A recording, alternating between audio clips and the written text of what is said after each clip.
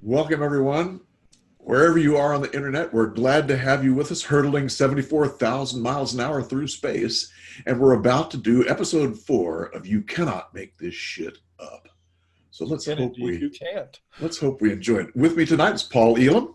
Hello, folks. From An Ear for Men and A Voice for Men. And I'm Tom Golden from Men Are Good. And we're going to talk about 4 crazy stories tonight that you really cannot make up. And I mean, you cannot make this shit up. Right, Paul?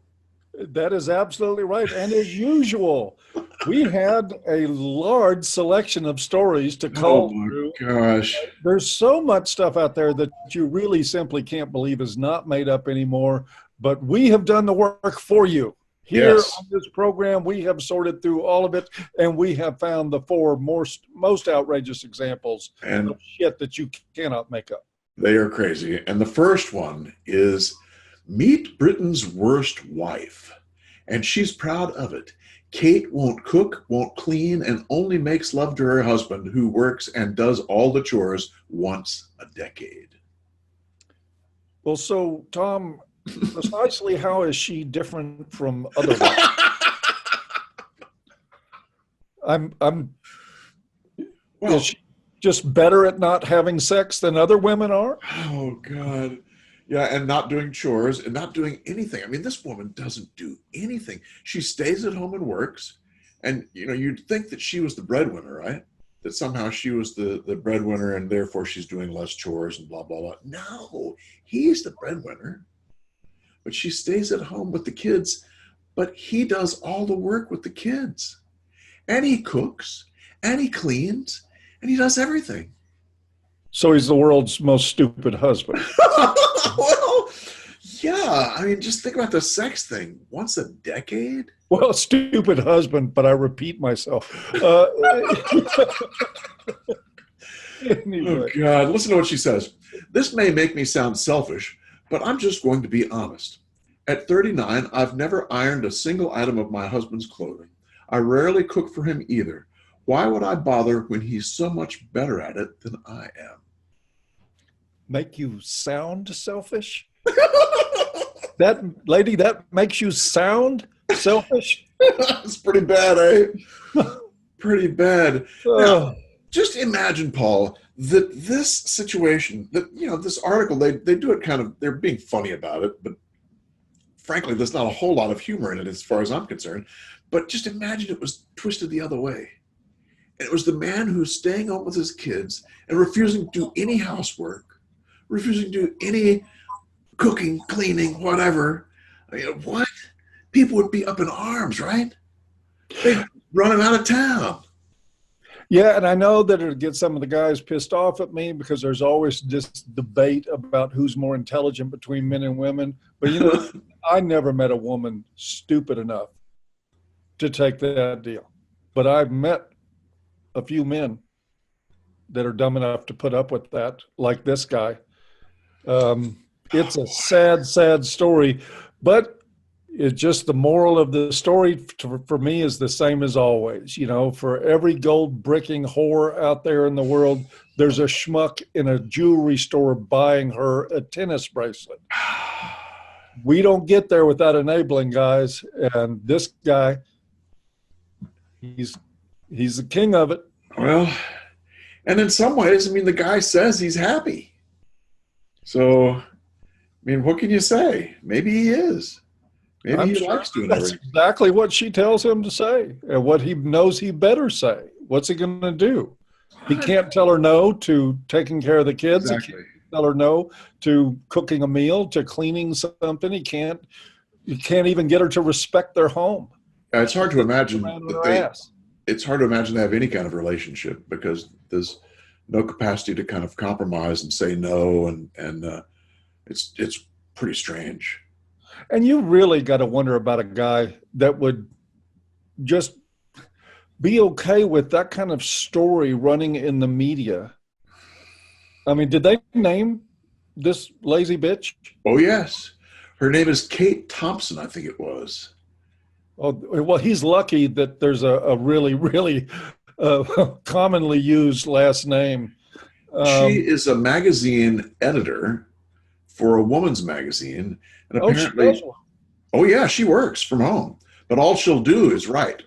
She won't cook, Oh, okay. clean, or anything else, and she doesn't make as much money as he does. So it's like, but she claims she's a workaholic, and in so doing, she doesn't. She just only works. She doesn't think about the Yeah, kids. she's so addicted to work she can't clean up her own mess. Yes, I know. Exactly, Paul. Of course, Exactly. yes, she absolutely. She must be a workaholic. But she is the editor of a women's magazine.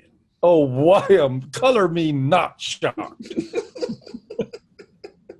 Yeah, and I looked her up. I found the magazine and looked her up, and sure enough, it looks like that's her, editor of this Man.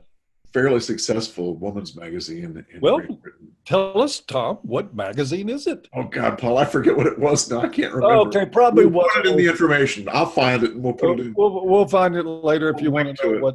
what shit rag this absolutely lazy, good for nothing woman edits. Oh boy. But like I said, I wouldn't put up with that crap, but apparently there's at least one guy in the UK who will. I think there is. And on that note, Paul, why don't we go to your first one? Yeah, why don't we talk about men reacting a little bit more sanely than this guy has to his wife? Yeah. The American Heart Association has put out some information, very interesting stuff. And of course, you would think in these gender times with heart disease killing, 4 or 5 times as many men as women, that they would do a premium story about how women really get affected by heart disease more than men. But this actually wasn't one of these stories. It turns out that women who are in legitimate need of CPR are being left to die. This is straight out of the American Heart Association because men are hesitant to give them CPR. Why? Because they are afraid of sexual assault or allegations of some sort of inappropriate license with them physically. And this, by the way, does include healthcare providers. Oh, God. Yes, EMTs, stuff like that, emergency personnel are less likely. Yes, read Really? the link below, folks. Read it. They are less likely to give CPR when it's needed to women, and women are dying because of it. The chickens come home to roost. And that is, Tom, you took the words right out of my mouth. Yeah. This is the chickens coming home to roost. I think it's terrible. I think it's a tragedy. It's horrific to me. All joking aside, people dying because but guess what? The men's fears are legitimate. Yes, they are. Absolutely legitimate. And I can't blame them. It's not like I'm saying I'm horrified by this story, and I am horrified by this story. I'm horrified that somebody who might have been saved, would die in an earlier death over this. But do I blame men for following Mike Pence rules to this degree? No, I don't. Right. They have every reason to be fearful. Ladies, listen up. Not only are men deciding not to hire you, not only are they deciding not to be in the same room alone with you with a door closed without an eyewitness, not only are men beginning to record half of the activities in their lives because they're afraid of you, now they're willing to let you die. So congratulations, feminists. You've done a great job. Look at what you've done, and the result is dead women. Yeah. What can I say? I don't know what else to say about this terrible story, except that, Tom said it all. The chickens have come home to roost. And guess what? I don't think, Tom, this is the end of it. I think it's going to get worse. Get much worse. Yeah.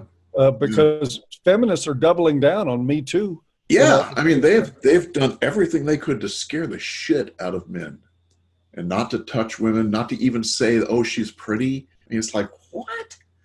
Oh, can't say, oh, nice blouse. Oh, don't you dare say something like that. Yeah, it's crazy. Because you'll end up on the wrong end of the lawyers. Yeah. And even if you didn't do anything wrong, which is like 99% of the complaints, I'm going to point this out like I do every time this comes up, Tom. If you look from Emmett Till all the way up into Hofstra and the Duke Lacrosse rape case and Dominique Strauss-Kahn, you look at all these high-profile rape allegations, all of them lies. All of them lies. What does that tell you about what's happening to guys who don't have any way to defend themselves, who don't have big money for lawyers, who don't get a huge amount of media attention? You know, Jackie, the UVA story. I mean, all these, again, Crystal Gayle Mangum lied her ass off about being raped and then went and murdered her boyfriend. She had to kill somebody before the authorities were willing to take her seriously. And it just, this is really, really bad. It's really bad stuff. What can I say? You know, people that want to criticize men for going their own way, they want to say that MGTOW's the wrong thing to do. MGTOW are looking right back at them and saying, fuck you. Yep. And I don't blame them. I don't either. Good grief. Yeah, it's crazy. Good grief, but it's in there in the description area, folks. You go in and read all about it. This is not just an opinion piece. It's a study from the American Heart Association. Yeah, it's like they've done 2, I think, so far, 2 studies, and they're going to do more. They even did a virtual reality study, which was fascinating what they did. They used these virtual reality headsets and tested people, and they would literally put the resuscitation dummy right where in the virtual reality, the person was going to fall down and be there. So in virtual reality, the guys that were there would go over and, start pumping or doing whatever, or avoid it completely. So Yep. It'd be interesting to see, if they had a really attractive woman versus someone who was not so attractive, and if that would make a difference in whether they would. Well, what might help ladies, if you've got a heart condition, start getting bras printed with "I won't sue." Yeah. And see if that doesn't help you survive the next episode with your heart. Oh God, Paul, I won't sue, written right there. Or, tattoo it in your cleavage. On your solar plexus, exactly. Yeah, I won't sue. Right above the sternum where that hand needs to go, where that heel of your hand goes. Or get yourself a feminism is cancer tattoo. That might help prompt somebody to help you, whereas they might not if it's not there. This is all, sort of funny stuff in a way, but good Lord. It's crazy. And people's lives are, in danger because of it. As they say, you can't make this shit up. I know you can't. And that's the truth. Phew. What do we got next, Tom? Oh, man. Next up. Crazy, crazy, crazy, Paul. Techno Masculinity. University of Idaho. I know, it's funny just to think about it. University of Idaho professor Robin Johnson argues... They really did make that up. I'm sorry. Please go ahead. University of Idaho professor Robin Johnson argues that male gamers promote techno-masculinity in a recent academic journal article. Techno-masculinity. And guess what they're saying about this techno-masculinity thing, Paul? They're saying this is just another branch. It's another branch of toxic masculinity. Of the hegemonic variety. Masculinity. Of course, the hegemonic, they quote Connell in this article about, well, this is the branch of hegemonic masculinity according to Connell, la, la, la, la, la. And for people out there who might not know who Connell is, he's the man who wrote the book on gender. For most Australian gent. Australian transgent, excuse me. Trans woman, because he became a she, and I have a friend who went to the conference where Connell was speaking. And before that, Connell had been a man. But at this particular conference, Connell comes as a woman, but didn't warn anybody, didn't tell anybody. And like everyone was, are you kidding me? So anyway, Connell is a trans woman, and she wrote the most important book on gender that there is in academia. So you got to scratch your head with that one. But and Connell is considered a huge, especially in Australia, a huge expert. Yes. Oh, yeah. That's who everybody goes to. And of course, that prompts me, Tom, to ask a question, if I might. What's that? Well, think about it. You make masculinity such an area of study that you get a doctorate and you write books and it becomes a lifelong pursuit. Yeah. Yet your own masculinity resulted in you cutting your dick and balls off. Right. What's wrong with that picture? Let me see, Paul. Let me count the ways there's something freaking picture. Jeez, I mean, do we want to listen to someone's opinions about masculine and feminine who was so upset about their own sex that they wanted to change it to something else? It's just, you can't make this shit up, man. You cannot make this shit up. And this is who started the whole toxic masculinity thing. It was Connell who started the hegemonic masculinity piece, which all the academies just, glorify over. Oh, hegemonic masculinity. All these, oh my gosh. And keep in mind that what Tom said is not an exaggeration. In the case of gender dysphoria, one of the characteristics of it is an absolute hatred for your own natural genitalia. Yes, yes. That is part of the condition that Connor has. Yes. Connell has. And he hated his genitals so much. He was so, repugnant as a reaction to them that he had them removed surgically, and now is considered the world's leading expert on masculinity. I mean, talk about you can't make this shit up. That's a sub-story in this you can't make and this that's shit. Exactly, that's a sub-story. But let's get back to techno-masculinity. Sure. Here's what he says right off the bat. What is techno-masculinity? ? Johnson explains that techno-masculinity refers to the brand of masculinity that conjures up perceptions of men as being proficient with computers and technology. His name is really Johnson? I hadn't even thought about that. It's just Yes. But anyway, they go ahead and this whole thing, and they talk about how games are associated with masculinity, and games are associated with violence and with the military, and they start compounding all these different things about games and masculinity and toxic masculinity and techno-masculinity. And what they're doing is they're trying to shame masculine competence. We need to keep in mind, every time you hear someone talk about toxic masculinity, you need to keep in mind what Peterson said about it. Peterson said that basically toxic masculinity is when feminists try and smear masculinity by confusing male competence with tyranny. Is his name really Peterson? Oh, God. I'm sorry. I had to. Jordan Peterson. Yes, I know. But it's just like, what kind of coincidence is it? It's like your last name, right? Yeah. Oh, well. But yeah, and this, Tom, is another way, just another area of male life that they want to invade, attack, take over it ideologically, shame the men who are involved with it. Exactly. And demean them. Yes, and demean them. And make masculine competence something that is wrong. And you'd think that they would have learned from Gamergate that at least that community ain't putting up with that shit. Yeah, really. You wouldn't think so, but man, they're going after it. It's crazy stuff, eh? Techno-masculinity. Techno-masculinity, the next on the list. Things to shame in men. Well, are male swimmers practicing aqua-masculinity? Probably. That'll be next, Paul.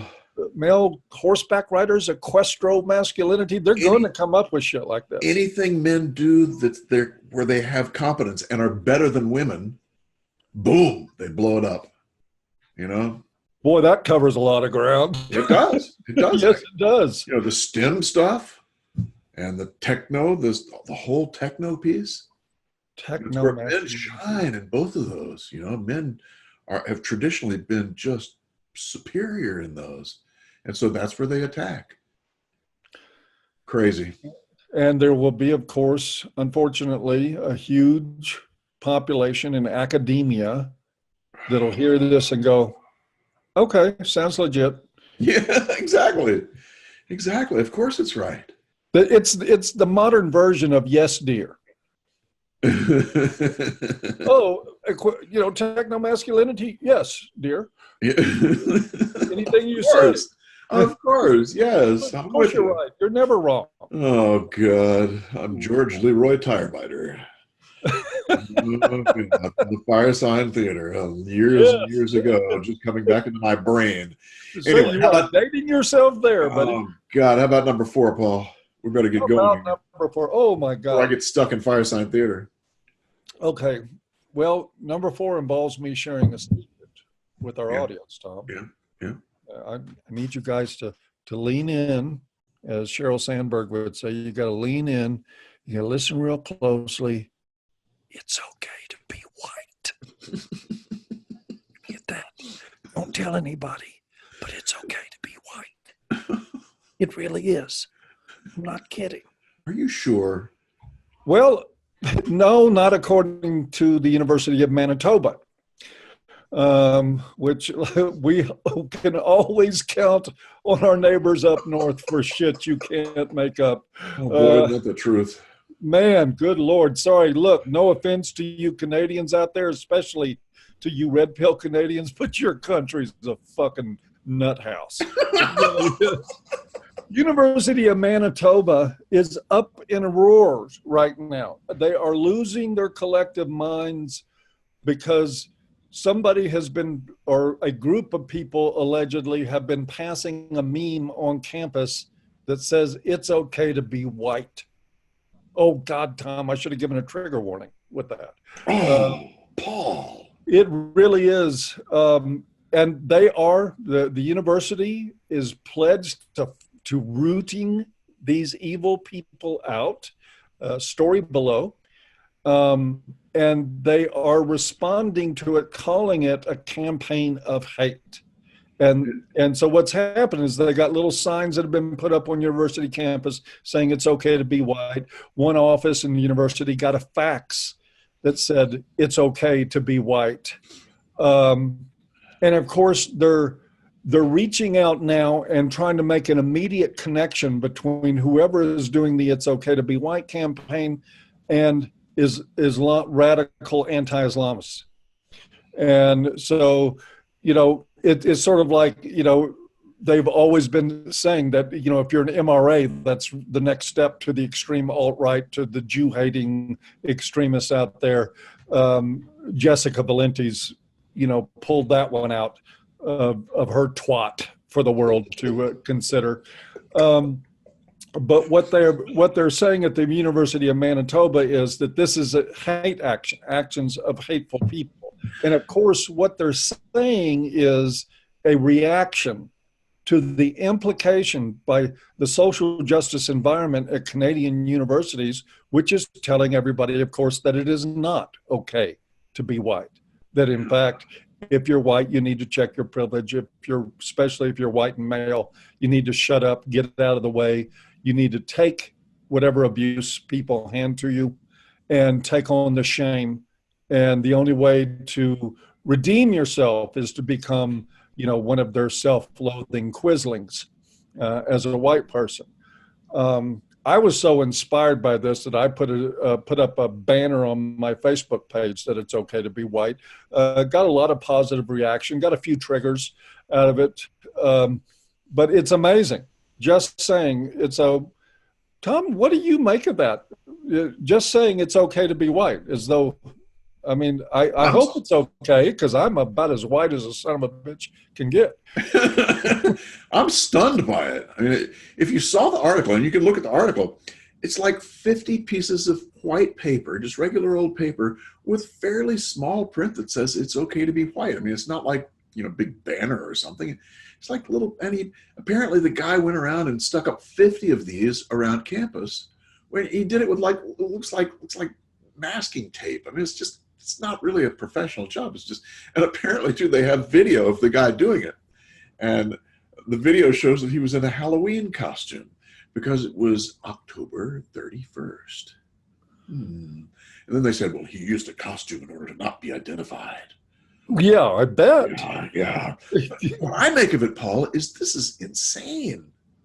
This is clinically look at the reaction. It made national media in Canada. They're outraged at this. You've got SJWs that are losing their collective shit at the University of Manitoba because a guy put up a sign that said it's okay to be white. It's like, wow. You know, I was thinking, what would Martin Luther King say? I mean, what would he say? I think he'd go, those people are freaking crazy. I think he would. I think he would indeed. They're just insane. And if he wouldn't, then he was crazy. The fact is, it's okay to be any color. Now, I did have somebody show up on my Facebook page when I put that up there and saying, "What are you saying? You're proud of being white? You're proud of being white, huh?" Yeah, sure. Well, let me put the deal. No, the answer is no. I'm not proud to be white. I'm not proud to be tall either. I'm not proud to be American because I was born as all those things. I didn't have to work for any of them. Ask me what I've worked for, and I'll tell you whether or not I'm proud of it. Don't ask me about my born characteristics and ask if I take some sort of pride in them. I don't. It's just a matter of fact of who I am. But is it okay that I'm white? You're goddamn right it is. Yeah, really. And anybody that doesn't like it can blow me. Oh, God. Sorry, I've been talking to my therapist about expressing my feelings. You're doing a good job, Paul. Thank you. Did you notice the name of the guy that put up the pieces of paper? Well, it wasn't Dick, was it? No. No, I saw it, but I don't recall it. His name was initial A, Wyatt, W-Y-A-T-T, Man, M-A-N-N. Really? A Wyatt Man. And that's okay. I thought that was pretty clever, you know? Yeah, but that can't be his real name. Probably not, Paul. No, I'm not thinking it's his real name. No, but he did it to be, funny, I think. A Wyatt Man. A Wyatt Man. Don't get me going on words. We'll be here all night. Oh, God. What's next?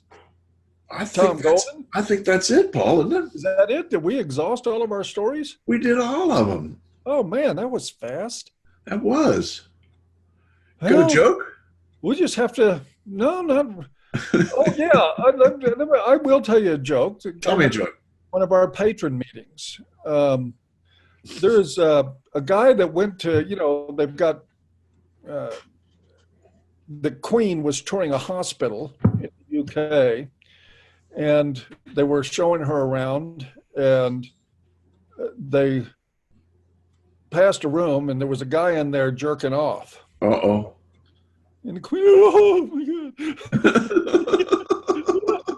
What is this? We're sorry, Your Highness. This is a guy that's part of his condition, is that he compulsively masturbates. And she said, oh, okay, poor man. And they walk further down the hall and they pass a room and there's a guy in there getting a blowjob. and the Queen goes, oh my goodness, what is this? And they said, well, that guy has the same condition. He just has a better insurance.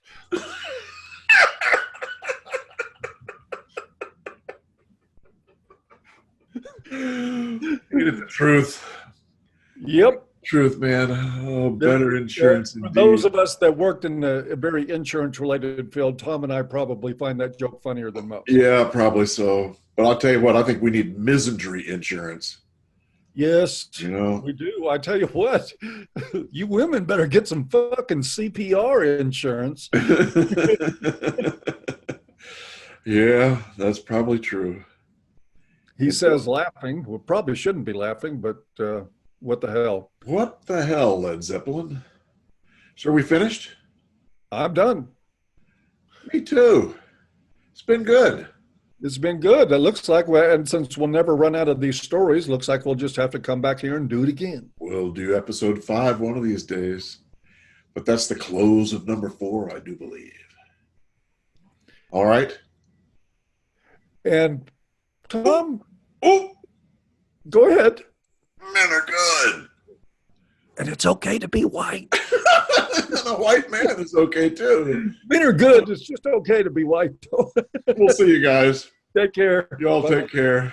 Let's see if I can turn the fucking thing off. Missed your line. Missed my line. Yeah. Turn the fucking thing off, Gold. Oh, God damn it. Man, shit. I'm just lame.